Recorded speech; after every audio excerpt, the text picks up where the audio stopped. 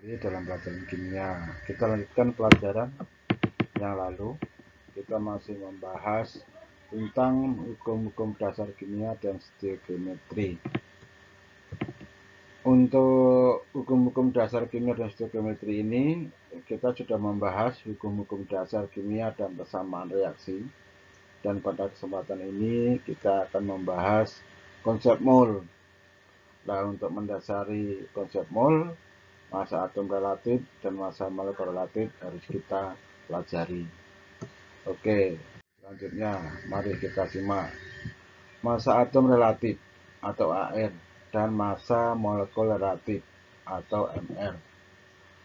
Massa atom relatif suatu unsur adalah perbandingan massa rata-rata satu atom unsur terhadap massa atom karbon C12. Sehingga dirumuskan misalkan itu suatu unsur X, ARX sama dengan massa satu atom X dibagi 1/12 kali massa satu atom C12. Dalam IUPAC menetapkan standar atom sebagai berikut. 1 SMA. SMA itu kepanjangan dari satuan massa atom, sama dengan 1/12 kali massa satu atom C12. Massa satu atom karbon itu sama dengan 1,993 kali 10 pangkat min 23 gram. Sangat kecil sekali. Sehingga 1 SMA itu sama dengan 1/12 kali 19,93 kali 10 pangkat min 24 sama dengan 1,993 kali 10 pangkat min 23 gram. Jadi kalau kita konversi 1 SMA itu sama dengan 1,993 kali 10 pangkat min 23 gram. Sangat kecil sekali. Oke. Massa molekul relatif. Perbandingan antara massa rata-rata suatu molekul dengan 1/12 dari massa satu atom C12.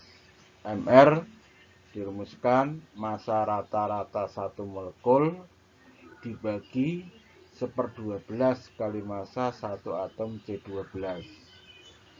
Atau MR itu tidak lain adalah jumlah dari AR. Ya, AR penyusun molekul itu sendiri. Itu mengenai massa atom relatif dan massa molekul relatif. Selanjutnya, konsep mol. Mol menyatakan satuan jumlah zat. Ya. Sebagai ilustrasi, misalkan satu lusin itu ada 12 butir. Satu kodi itu ada 20 eksemplar. Satu abad itu ada 100 tahun. Nah, kalau 1 mol itu sama dengan 6,02 kali 10 pangkat 23 partikel. Banyak sekali 1 mol itu. Ya. Nah, kemudian kalau kita mau mencari jumlah mol suatu zat, misalkan X, adalah jumlah partikel dibagi L.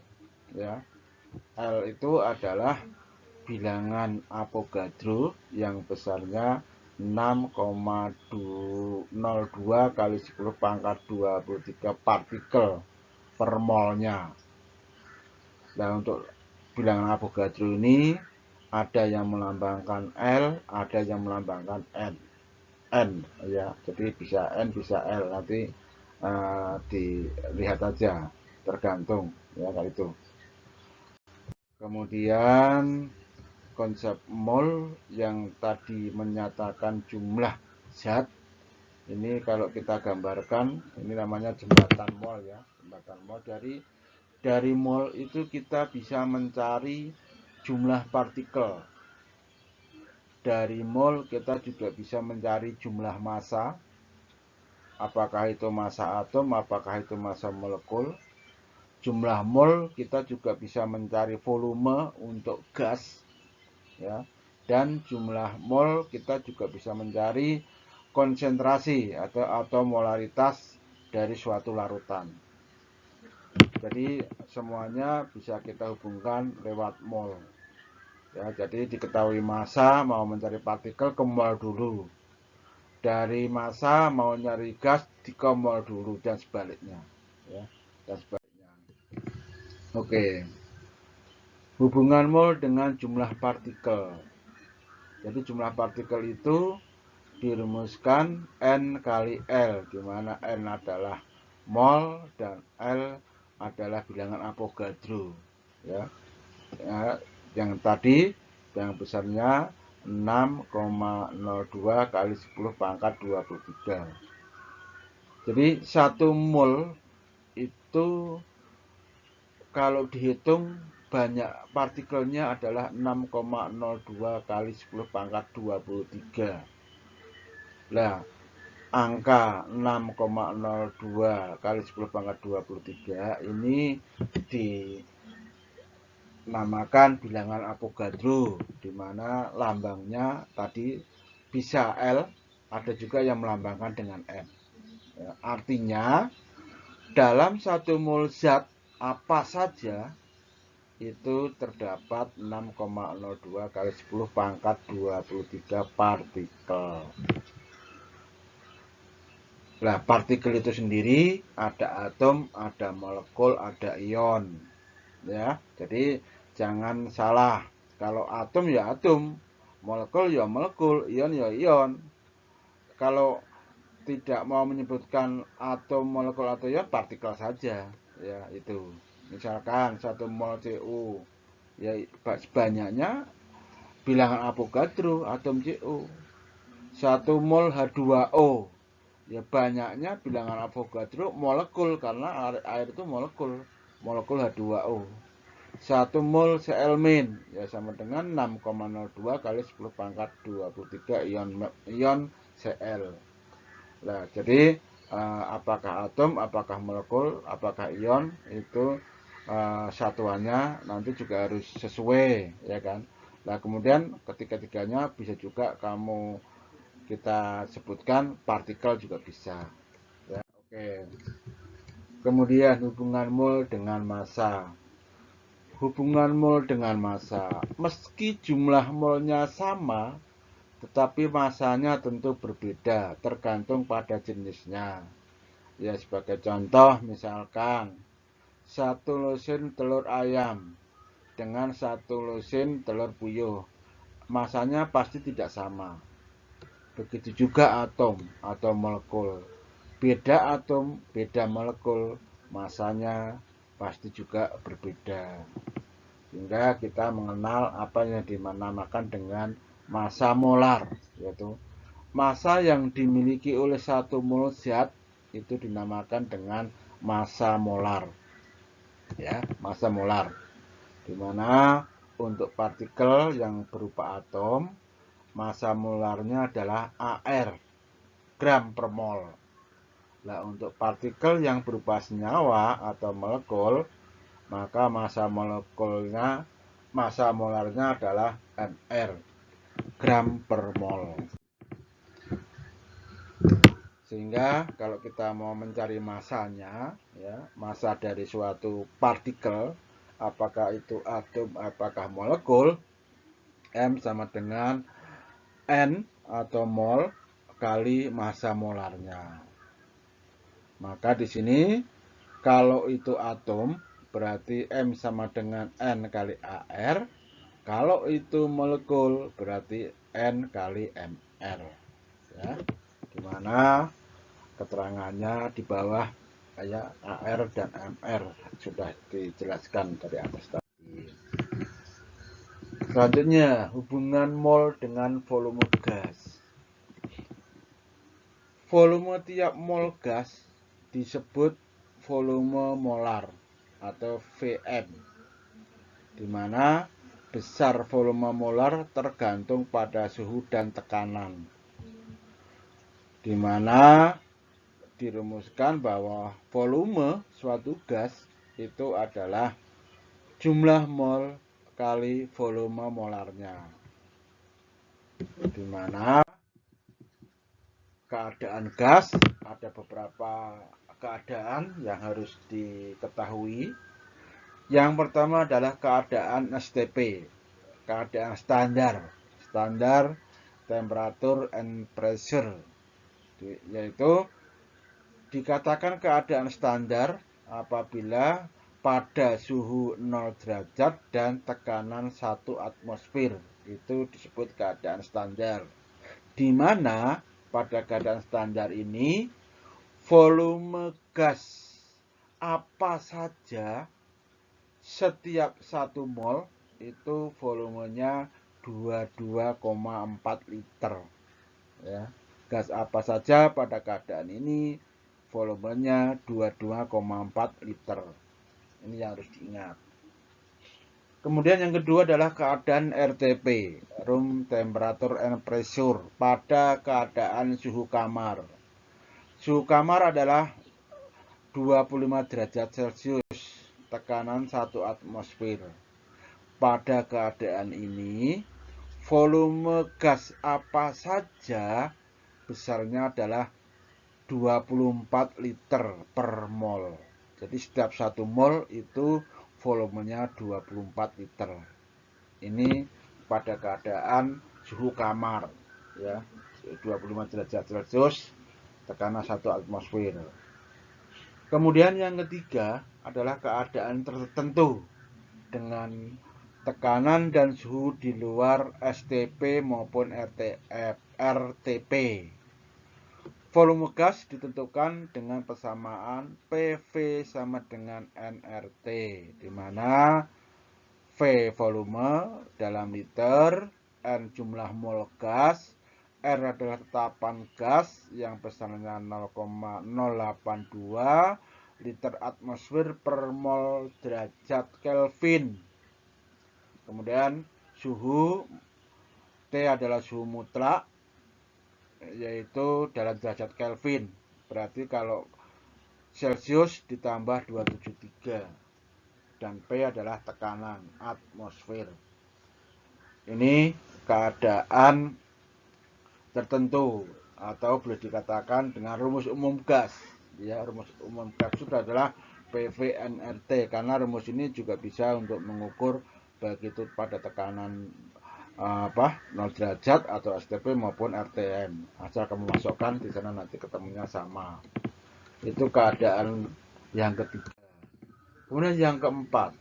Yang keempat adalah keadaan yang mengacu pada keadaan gas lain pada P dan T yang sama. Ini catatannya, pada suhu dan tekanan yang sama, sesuai dengan hukum Avogadro dan Gay-Lussac yang kita bahas pada hukum-hukum dasar kimia, yaitu volume gas hanya tergantung pada jumlah molnya. Jadi pada keadaan tertentu tersebut dirumuskan bahwa V1 per V2 sama dengan N1 per N2, di mana V1 adalah volume gas 1, V2 volume gas 2, N1 jumlah mol gas 1, N2 jumlah mol gas 2. Jadi ini rumus ini bisa kita pakai, tapi dengan catatan pada suhu dan tekanan yang sama.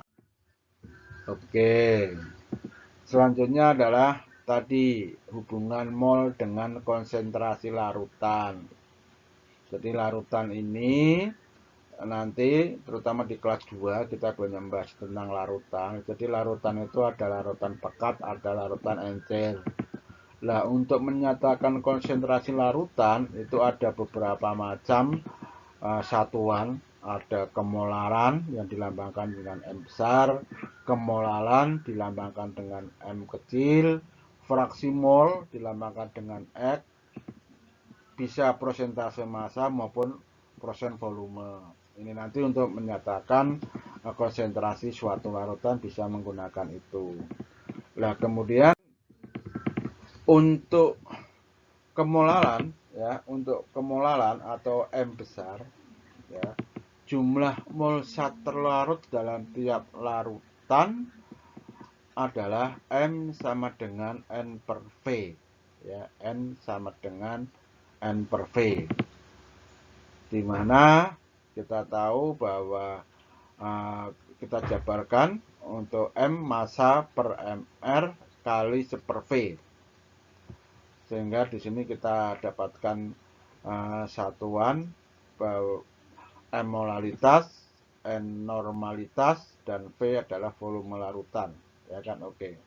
Kemudian kemolalan atau M kecil, yaitu jumlah zat terlarut dalam tiap kilogram larutan. Kalau tadi volume dalam liter, ini dalam kilogram larutan, di mana M sama dengan N per V, dan V-nya bisa kita cari, ya kan, di mana kita dapatkan M sama dengan massa per mR kali 1/P. P adalah massa pelarut dalam. Hai guys, di video kali ini kita akan membahas bab stoikiometri mengenai konsep mol.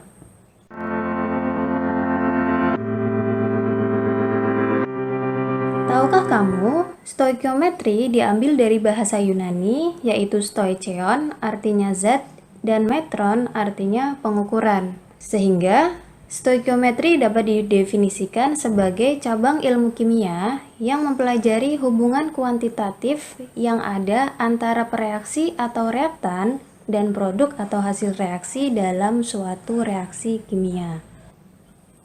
Pada bab stoikiometri, kita akan membahas 3 subbab utama. Yang pertama yaitu konsep mol, yang kedua yaitu stoikiometri senyawa, dan yang ketiga yaitu stoikiometri reaksi. Nah, di video ini kita akan terlebih dahulu membahas konsep mol ya guys.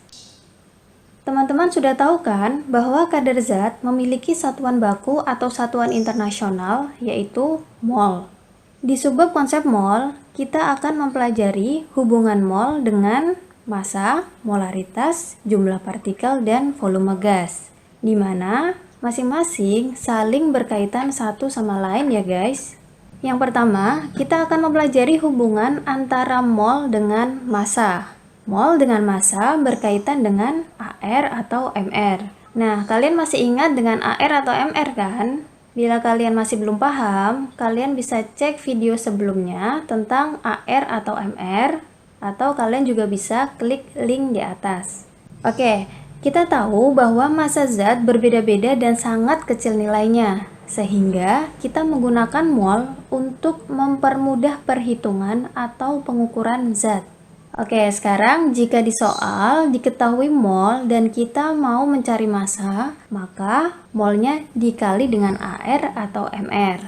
Sebaliknya, jika diketahui massa dan kita ingin mencari mol, maka massa dibagi dengan AR atau MR.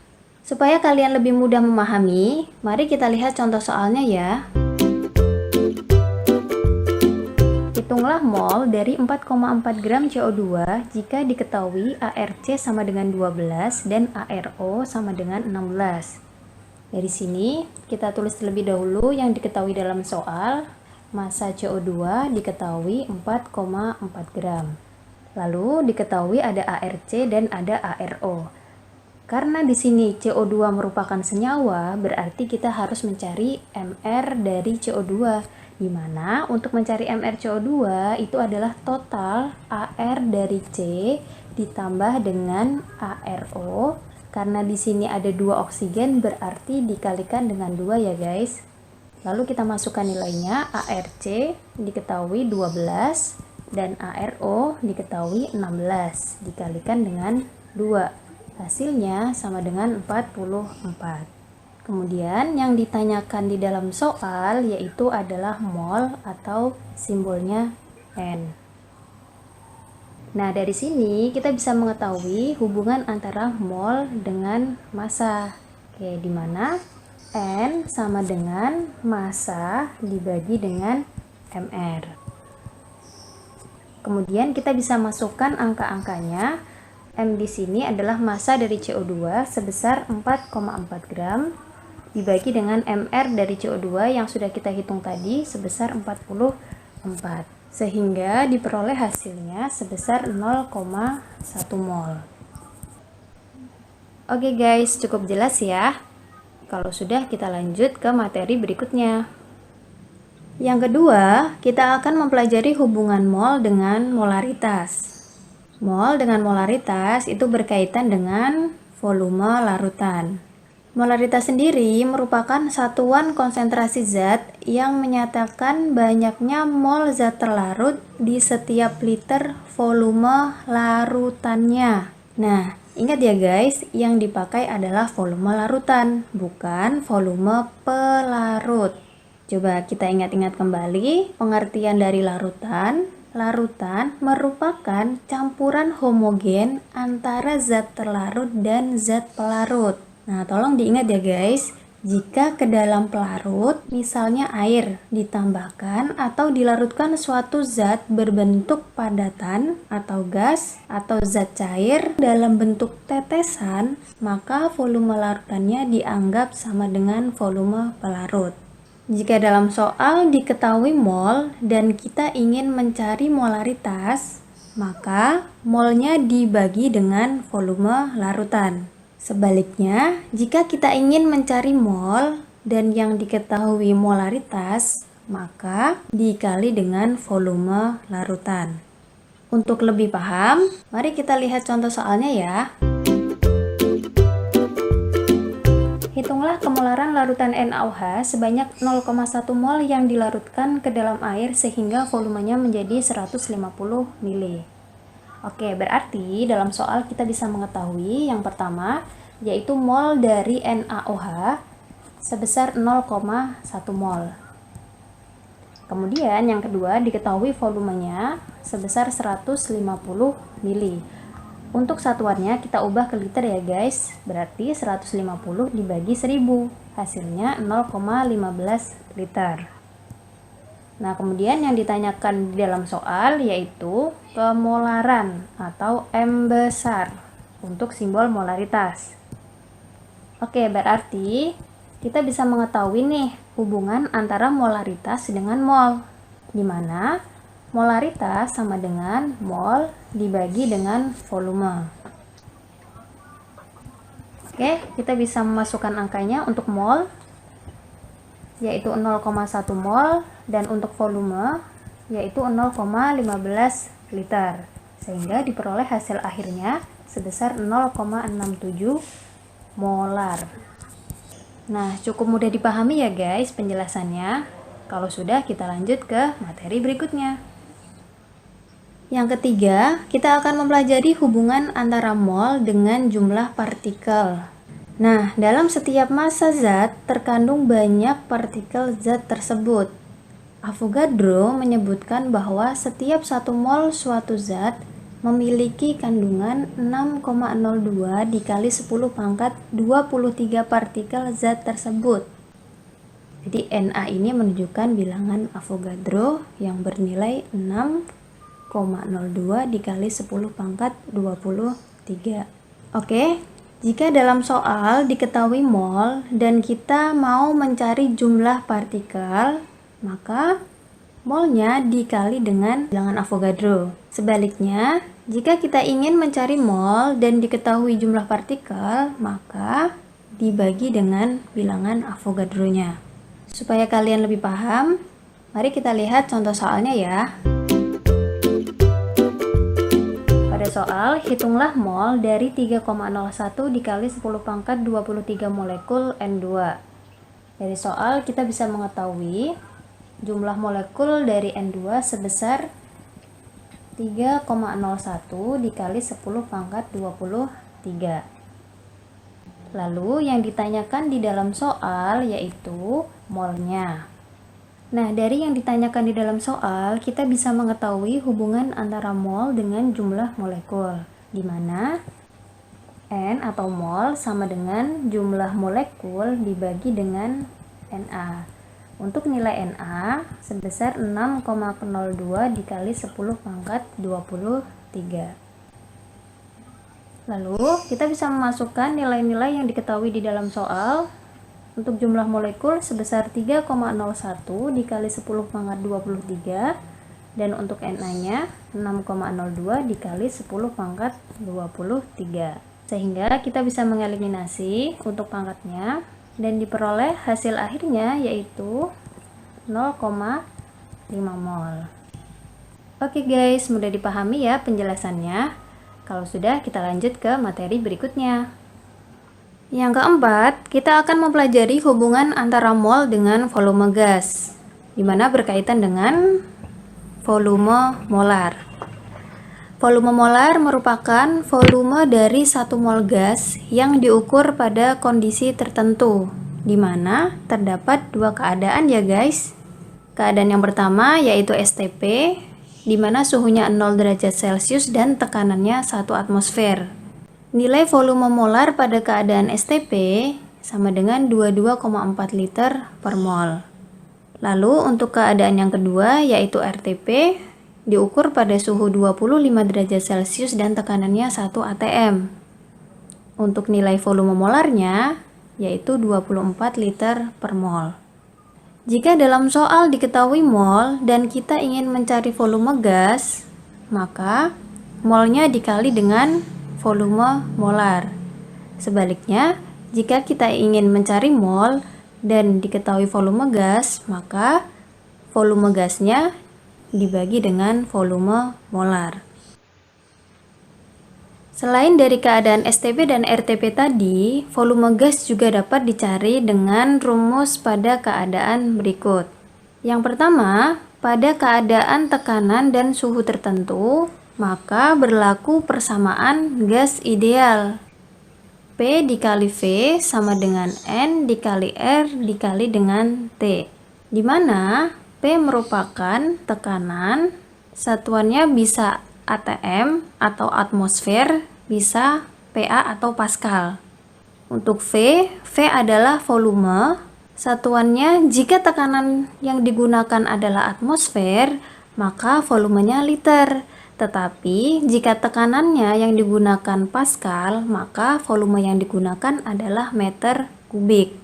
Kemudian N itu adalah mol, R itu adalah tetapan gas ideal yang bernilai 0,082, satuannya liter atmosfer per mol Kelvin, atau bisa 8,314, satuannya joule per mol Kelvin. Nah, nilai tersebut itu tergantung dari satuan P dan V-nya ya guys. Terakhir yaitu T adalah suhu mutlak, di mana satuannya Kelvin. Yang terakhir, mencari volume gas jika diketahui mol dan volume gas lain pada tekanan dan suhu yang sama, atau P dan T yang sama. Nah, kita lihat kembali ke persamaan gas ideal. Jika P dan T-nya sama, maka kita juga bisa mengeliminasi nilai R-nya ya guys. Karena nilai R-nya pada gas satu dengan gas lain itu sama, sehingga kita bisa eliminasi. Kita dapatkan perbandingan mol dan volume dari kedua gas tersebut. Rumusnya dapat dituliskan sebagai N1 per V1 sama dengan N2 per V2. Untuk lebih paham, mari kita lihat ke contoh soalnya ya. Hitung volume 2 mol gas O2 jika diukur pada yang A, STP, yang B, RTP, yang C pada suhu 27 derajat Celcius, tekanannya 0,5 atm, dan yang D keadaan di mana 2 liter gas CO2 masanya 0,5 mol. Oke, berarti dari soal tersebut diketahui mol dari oksigen sebesar 2 mol.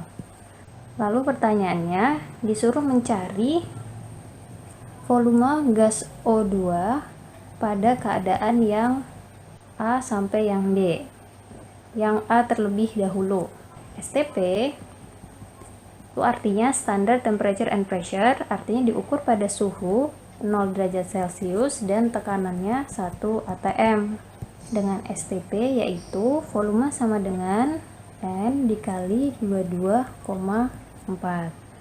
22,4 merupakan volume molar untuk keadaan STP ya guys. Volume gasnya yaitu 2 dikali 22,4, hasilnya sama dengan 44,8 liter. Selanjutnya untuk yang B, keadaan RTP. RTP artinya room temperature and pressure. Suhunya sebesar 25 derajat Celcius atau suhu ruang dan tekanannya 1 atm. Nah, hubungan antara volume dengan RTP yaitu volume sama dengan N dikali 24. 2 mol dikali 24 sama dengan 48 liter. Lalu untuk yang C, diukur pada suhu 27 derajat Celcius dan tekanannya 0,5 atm. Berarti menggunakan rumus gas ideal ya guys, dimana rumusnya adalah P dikali V sama dengan N dikali R dikali T.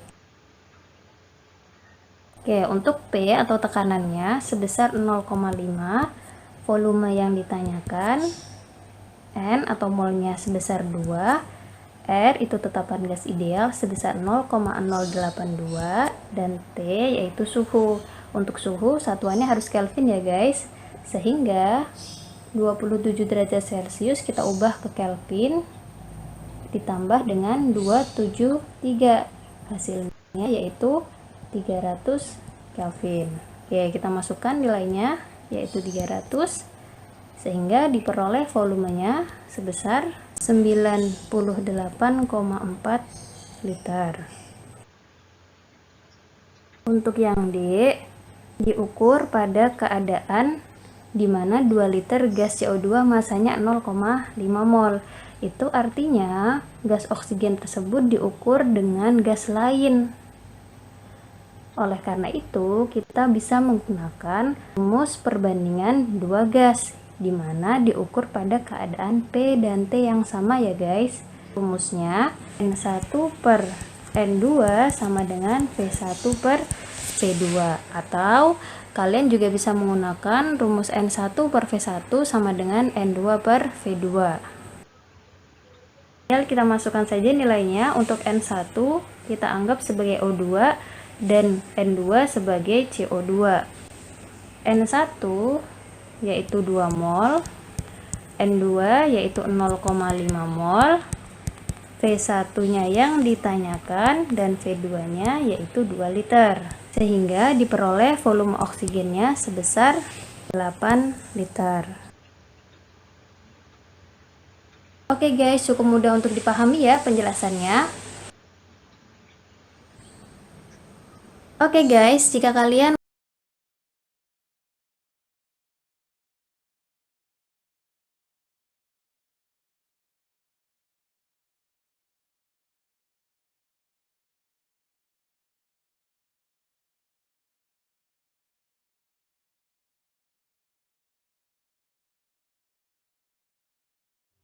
Oke, itu anak-anak beberapa cara menyelesaikan soal-soal yang berhubungan dengan konsep mol, baik mol yang berhubungan dengan massa, dengan jumlah partikel, dengan volume gas, maupun dengan konsentrasi larutan.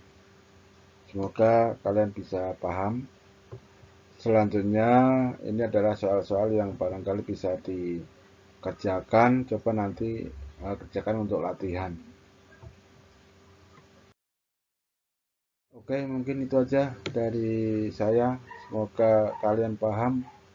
Terima kasih. Assalamualaikum warahmatullahi wabarakatuh.